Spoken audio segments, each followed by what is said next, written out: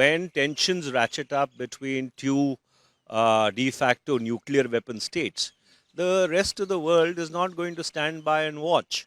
The other countries of the world will obviously be talking to both the countries when you're not talking to each other.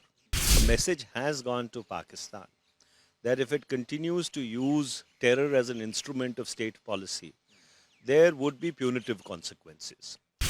They cannot use the nuclear blackmail in order to continue with state sponsored terror.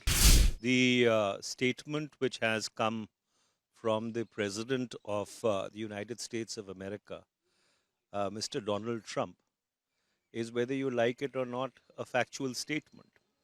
If you look at the India Pakistan paradigm in a perspective, from 1947 till 1972, whenever tensions went up between India and Pakistan, and they were primarily over the state of Jammu and Kashmir, it is the United Nations Security Council resolutions which were the template for whatever interlocution took place between the two countries. After 1972 till 1990, it was the similar agreement which injected bilateralism into the relationship. But when Pakistan started waving the nuclear word, 1990 onwards, and the then Deputy National Security Advisor, Robert Gates, came to India on the 19th of May, 1990, then onwards, whenever there has been a flashpoint in the India-Pakistan equation, there has been intervention by foreign powers led by the United States of America. It happened in 2001 at the height of Operation Parakram. It happened subsequently when tensions went up between India and Pakistan post the 26/11 terror attack. It happened again after the Uri surgical strike in 2019. After the Pulwama Balakot dynamic, President Trump publicly took ownership from Hanoi of the fact that he had ratcheted tensions down between India and Pakistan.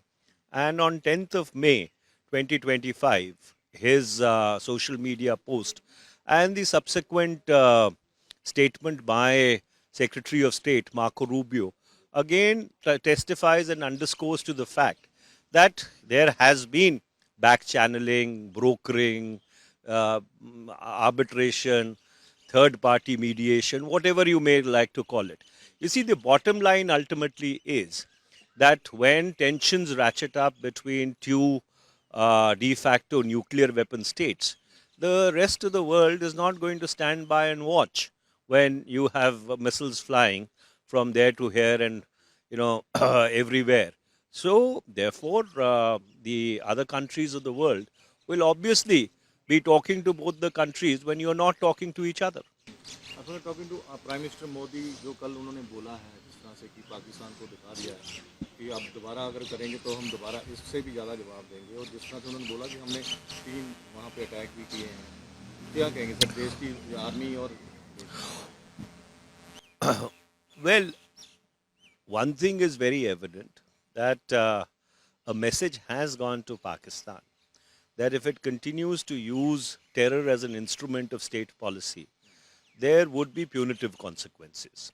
And those punitive consequences in the aftermath of the Pahalgam massacre were executed by the Indian Armed Forces between the 7th and the 10th of March 2025.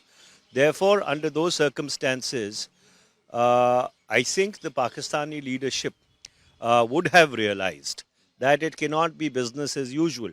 They cannot use the nuclear blackmail in order to continue with state-sponsored terror.